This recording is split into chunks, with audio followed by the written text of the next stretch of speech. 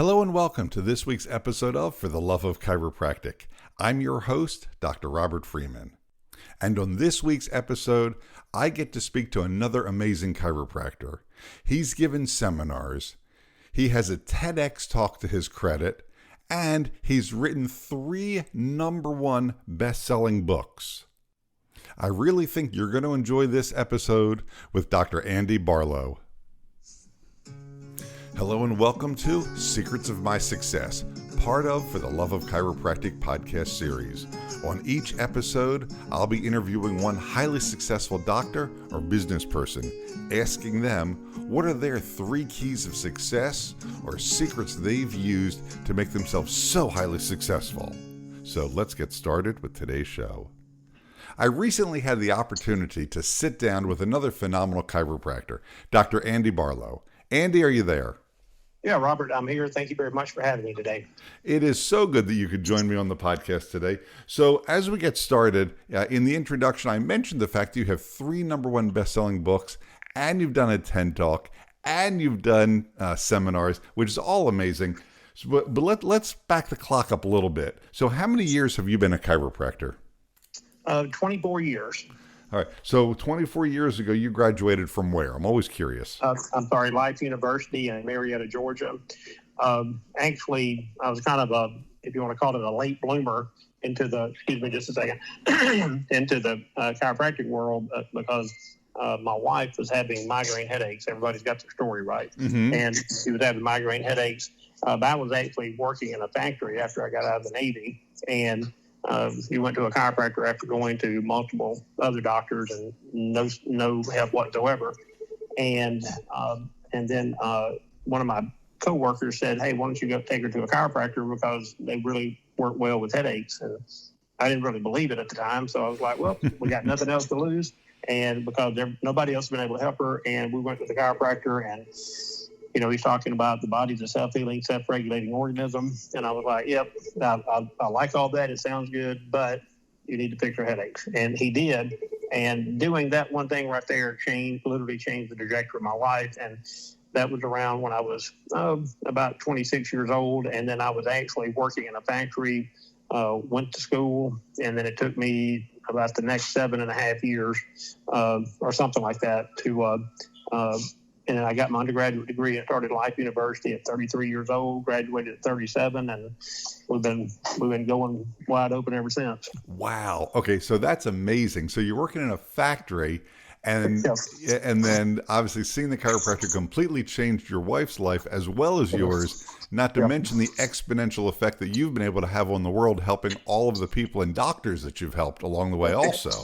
Yeah, I would agree. And as, looking back on it, it's, like anything, you turn a tragedy into triumph, and that's exactly what I did. Because actually, whenever she got those results, and I apologize, my phone's ringing here because I'm at the office, but when she got those results, I was hoping that she was going to bail me out because I was like, I'm really thinking about this chiropractic thing. What do you think about it? She goes, you need to go for it. It's like, that is not the response I was expecting.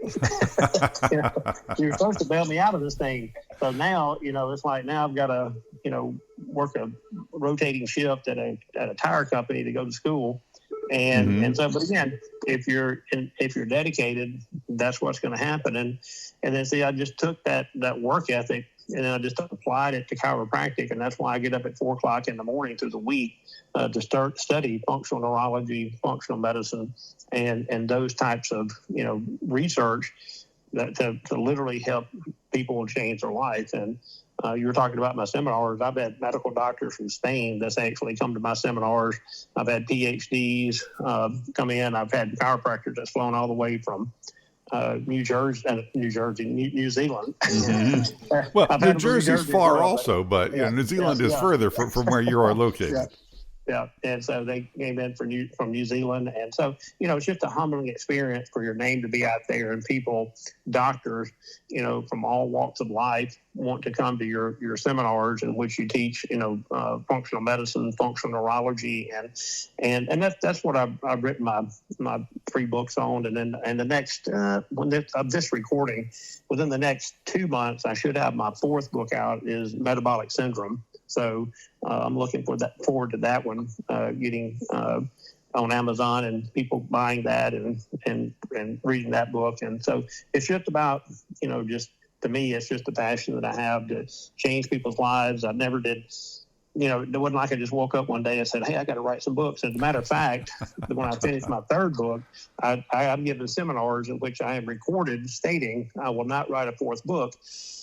But after doing all the research for my metabolic syndrome talk for TEDx, I was like, well, I'm doing TV shows, I'm doing other podcasts and talks, so I might as well just write a book on it because all the research has been done. Yeah. And that's how that one actually came about for that fourth book. But I never had any intention of writing another book. But you just never know. All right, so I've got to wind the clock back one more time. Okay. Because we're talking about some of the stuff you're doing right now, which is super cool and interesting. And I do want to come back to that. But let's go back to 24 years ago. You graduated from chiropractic school. What did you do when you first got out of school? Did you associate? Did you open a practice? What did that path look like? Well, that's a good question, because I know when I knew before I left to go to chiropractic school, I was coming back to Tupelo, Mississippi to practice, because that's where I was from. And so it was funny to me as whenever we were getting ready to get close to graduation, people had no idea where they were going in life. And so if I'm graduating and I don't know what's going to happen next. So by the time we graduated chiropractic school, we already had our building that we were going to be working in, practicing in. We already had the build out and everything. So as soon as we got our license and our Part 4 board, we were just ready to hit the ground running. And so when I first got out, we practiced what is called chiropractic biophysics. And we did that for about 3 years. And after that, I just well, now wait a minute. Now you're jumping ahead. You shared Andy. You shared some things with me when we first chatted that I think are important to share. So you did CBP, which I'm a huge fan of. I think it's a phenomenal technique and diagnostic work that gets done, and reconstruction work. So you said you did that for about 3 years, but you didn't say the type of practice that you built in a 3-year time period. Okay. Well, this one was more of a high volume. When we were first starting in practice, we were doing per visit program, because that's just the way we were, kind of doing things back then. And then after about 3 years, we started doing case fees, and that's when we really changed everything about our practice. And because it was just one of those where, our philosophy got to the point to where we just thought that if we communicated effectively enough and had patients pay for their program at the beginning of care, and we didn't have to talk about money every time, they were going to end up getting better results. And lo and behold, retention was better, and of course, when retention's better, the likelihood of them making those structural improvements are better, instead of somebody just psychologically having to dig in their pocket every time they come into your clinic to pay you for care. It's let's get the finances out of the way, and then we can just focus on your health. And then that really, unbeknownst to us, really kind of put us into what is called that high volume type of practice. I mean, how do you define high volume? Well, we were seeing over 700 a week at that time, so I don't know what the real number of high volume was, but it seemed like it was high volume to me. All right, and that's really what I was hoping to hear you share. The fact that you went from 0 to over 700 visits a week in a 3-year time period says a lot about who you are and the type of practice that you've been able to build. And I understand it's transformed. So you did that for the 3 years. And then tell me how the practice changed, and that we can start jumping into the things you're doing now. Well, what happened is when we got out of school, we had an 1,800 square foot office, and we outgrew that thing within 3-4 years. And then we happened to start looking around for office spaces, and we found this freestanding building, and it was 4,000 square feet. So to go from 1,800 to 4,000 was quite daunting. And so, but over time, we actually ended up filling a void.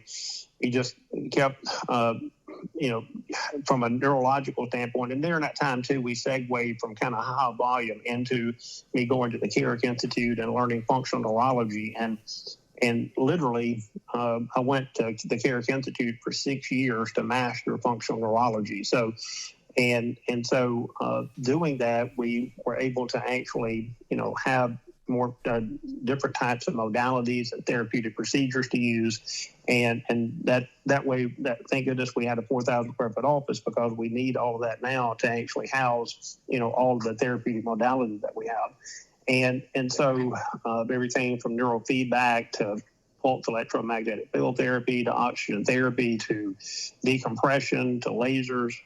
So that's that's where we are now in our clinic. And but me personally, I love chronically ill patients, from seizures to movement disorders to balance disorders, and actually being able to help these people get their life back. And see, when we apply functional neurology and functional medicine together, and we do PRP injections as well, so for regenerative medicine. But when you apply all of those categories together, you really have the capacity to change people's lives. And I know, like the other day, I saw this this guy had made a post on Facebook, and it was D.D. Palmer adjusting a patient. And he goes, back in the day with D.D. Palmer, it was like all he did was adjust his spine. He got miracle results, and he didn't have lasers, he didn't have PMF and all that.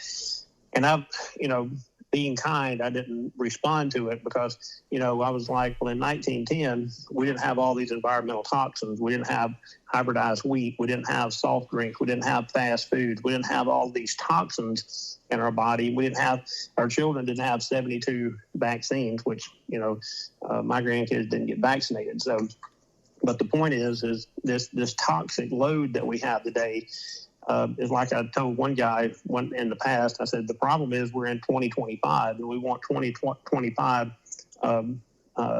advancements in technology in our computers, in our car, in our phones, and even in our homes. But we're okay with 1910, chiropractic modalities, which is an adjustment.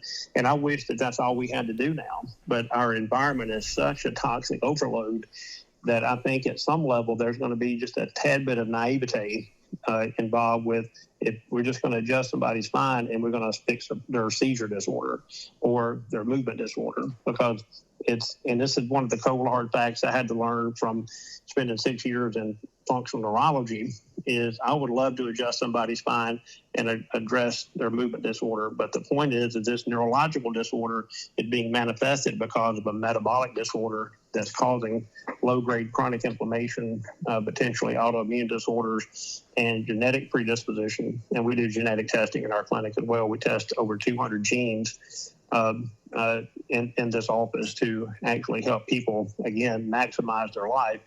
And so anyway, that's just kind of the evolution of where we are right now.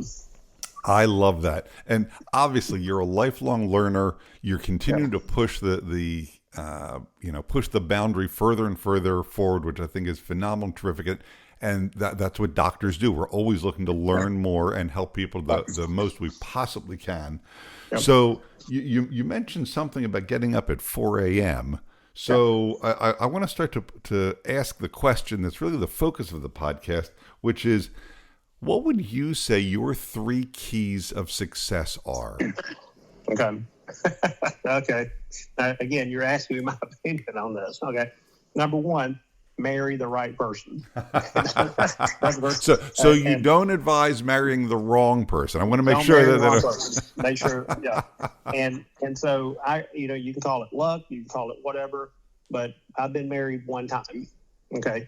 And to me, that's just, maybe it's because my mom and dad divorced when I was a kid. And I just thought part of success was, you need to find the right person, and, you got to stick it out the long haul. So that's number 1.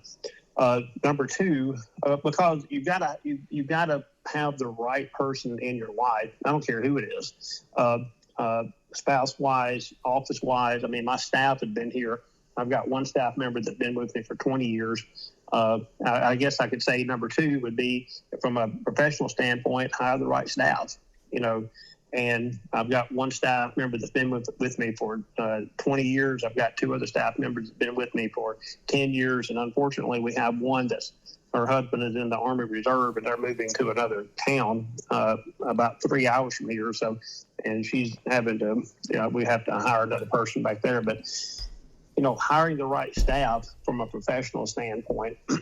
And then, so marrying the right person, hiring the right staff, and that means business partner. That means associates as well, not just front desk. And then the third point would be, again, and I know people get tired of hearing this, but just never stop learning.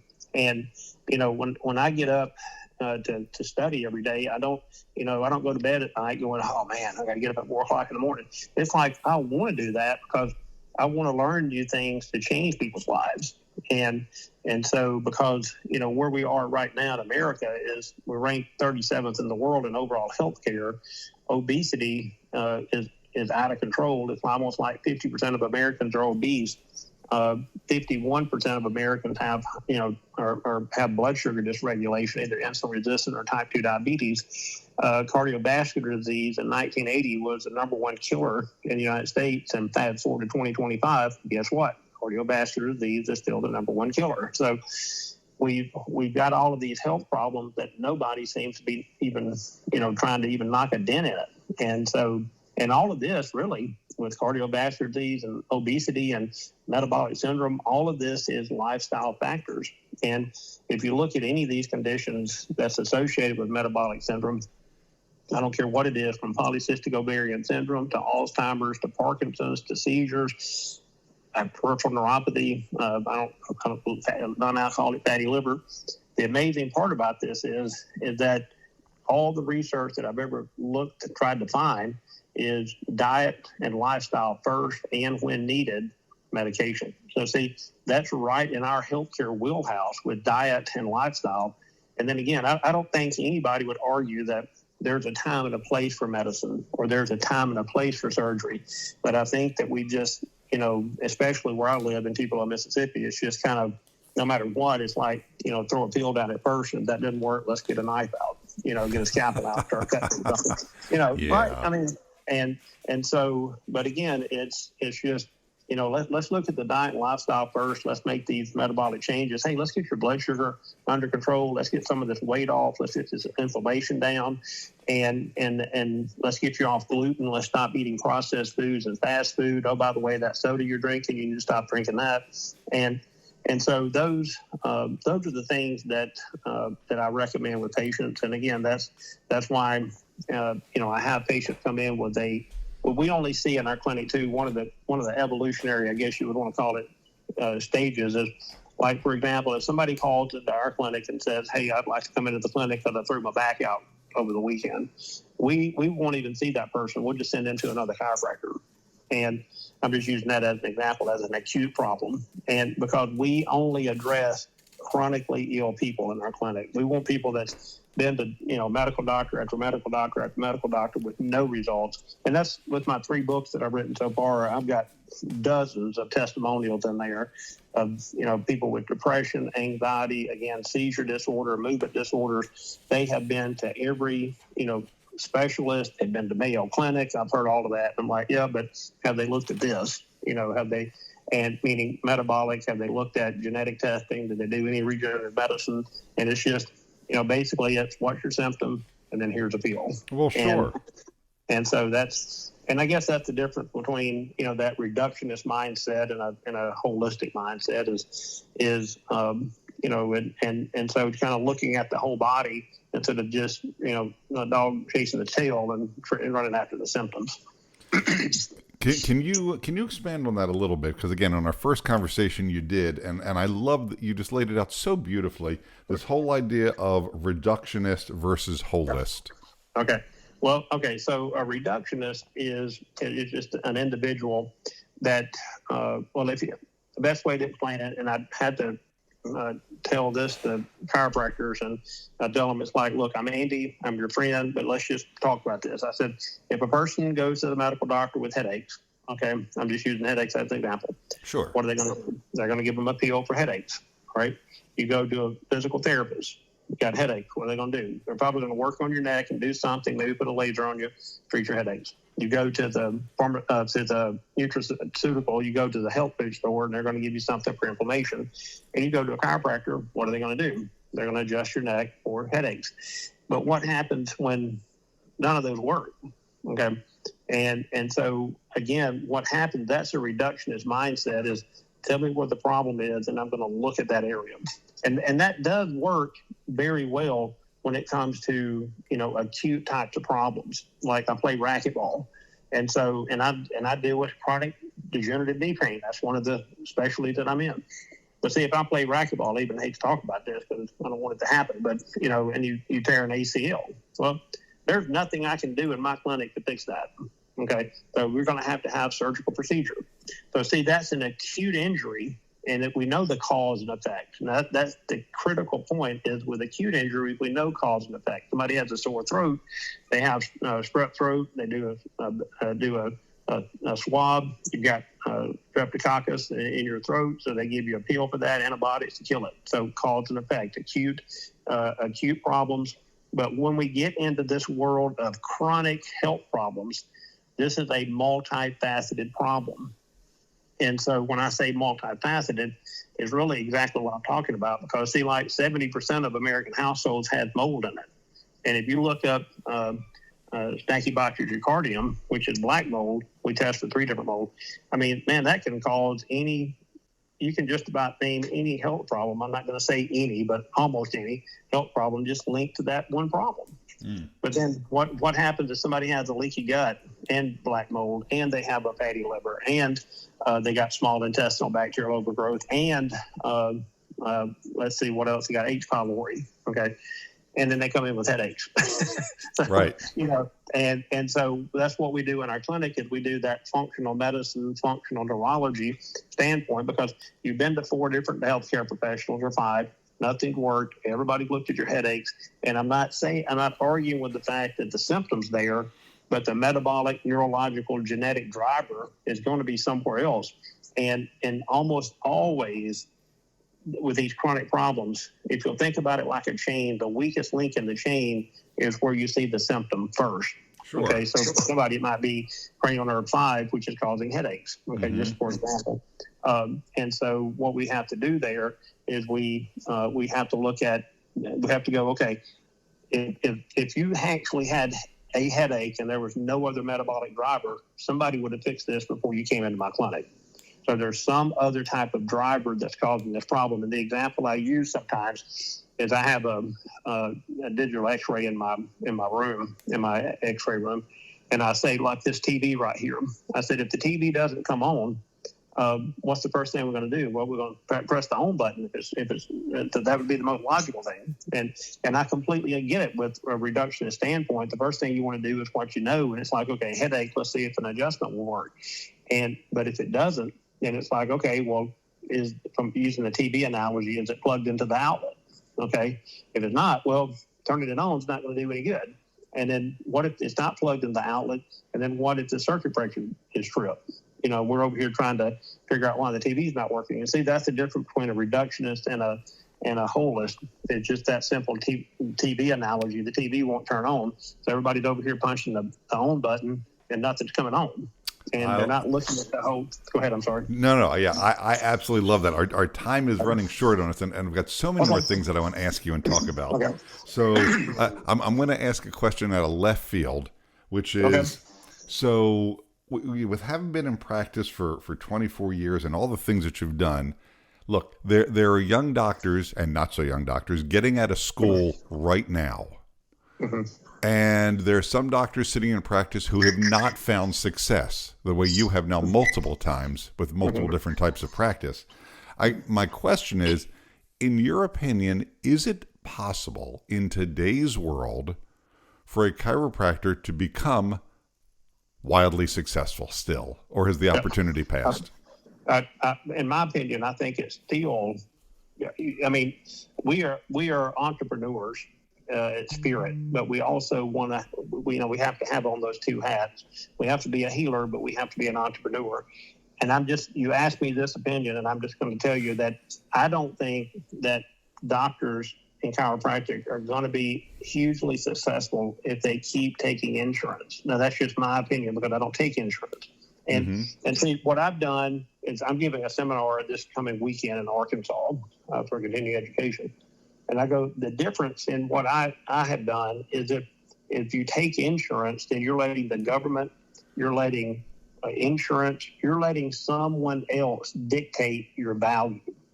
And what I have done is I have released, broken the shackles, if you will, and cut the shackles off of me and said, what I'm going to do is I'm going to go out into the free market, and I'm going to let the free market determine what my value is.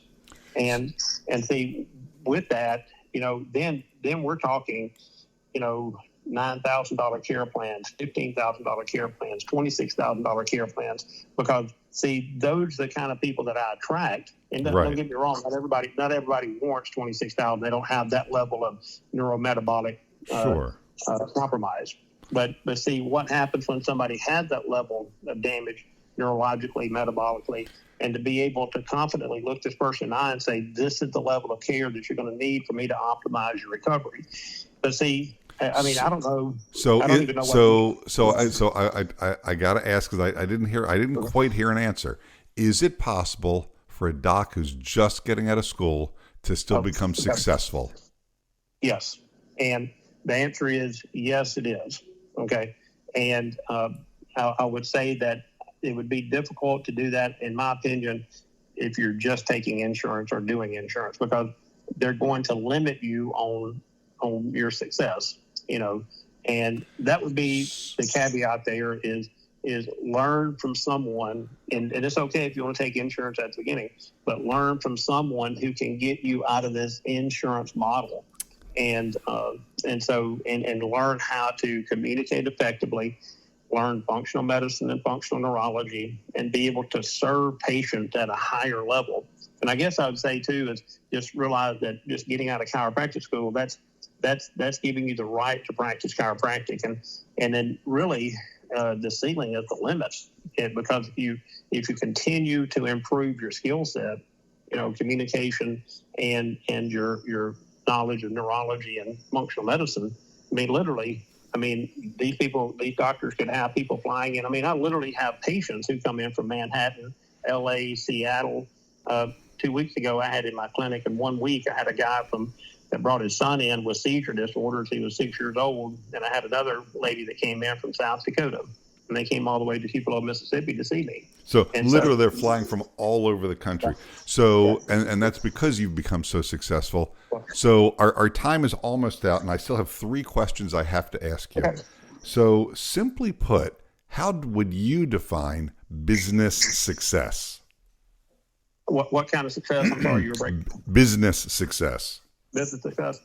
Well, I guess one of the things for me is going to be family again, okay? Because I do not work except when I'm giving seminars. I don't work Friday, Saturday, or Sunday, okay? I think being able to manage your time is going to be a huge part of that. And so business success is managing your time, because you got to have time with your family. And there's no point being in the office 70 hours a week and your family's at home and you're not, creating memories with them. And so that would be one thing is being able to manage your time. I would also say, number 2, compress your time. I go by appointments only. People do not walk into my clinic. Okay. So we do appointments only, and that means our startups, when we go over blood work, when we go over genetic testing, when we do PRP, regenerative medicine, everything is scheduled in this clinic. So I understand. So if that's how you define business success, excuse me, how do you define personal success? For me, I'm at a life period in my life now to where I can do really whatever I want to do. And I think that success for me is being, financially able to do whatever you want to do. And then also the point is, if you're working all the time, what's the point of making all this money when you can't do it? You can't actually enjoy it with anybody. So again, it's that marriage between, in my opinion, being able to manage your time, manage your patience, and then for me, I make more money than I ever dreamed in my life that I could have. Mm-hmm. Okay, but again, it's because I didn't go out and spend every dollar that I made either, and I invested wisely. Mm-hmm. And that would be another thing. Is I think it was Charlie Munger that said, "Here's another key. I wish I'd learned this earlier in life, but these are for the young doctors, and that is invest $100,000 in the stock market as quickly as you can." because do whatever you got to do, work 2 jobs, 3 jobs, whatever you got to do, because the key to success there is the compounding interest. Because his thing was, as soon as you get $100,000 in your, it's like if you're 40 years old, it takes 40 years to get $100,000 in the stock market. That thing's going to double about every 7 years. Right. So by the time you do get to retire, that compounding interest. But see, the thing is, it's just like learning. So, Andy, I have to cut you off because we literally have 25 more seconds. Okay. If people have heard you and you're an amazing inspiration and so incredibly intelligent and full of knowledge, and they decide I'm ready to become successful, what would you say to the doctors listening? What is their first step? Okay. One of the things they could do if they just wanted to come to my seminars, that would be one thing. Because how would they find you? They could go to barlowbrainandbody.com. That's all one word, barlowbrainandbody.com. I have another website that's called DrAndyBarlowDC.com. That's where they can look at my book, buy my books and those kind of things. They want to do that, but that's DrAndyBarlowDC.com. And if they wanted to come to my seminars, they can go to Barlow Brain and Body. My cell phone number is on there, so they can contact me or email me, and I can get them on the road to turning their life around. Dr. Andy Barlow, it has been such a pleasure having you and getting to speak with you for the past 20, 30 minutes. You are an absolute amazing inspiration and just source of knowledge. I can't thank you enough for taking the time and making the time to do this interview. Robert, thank you. And Robert, I appreciate you so much. It's been an honor and a privilege to be here with you today. All right. And that's our show for today. If you have a question about today's show or your own practice, feel free to reach out at fortheloveofchiropractic.com. Before making changes to your practice, be sure to seek legal advice regarding those changes and regulations in your state. For the Love of Chiropractic is an RGF production, all rights reserved. And thanks for listening. Original music provided by Hunter Rich Music. I genuinely hope you enjoyed this episode and all of the episodes that we've done so far. I'm asking if you'll please take a minute and give us a 5-star review. And the reason is very simple. The more good reviews a podcast has, the more often it shows up in search windows, the more people that get to listen to it, and the more successful chiropractors that you can help create to change the world and increase our profession. So thanks for listening and for leaving a great review. See you next week.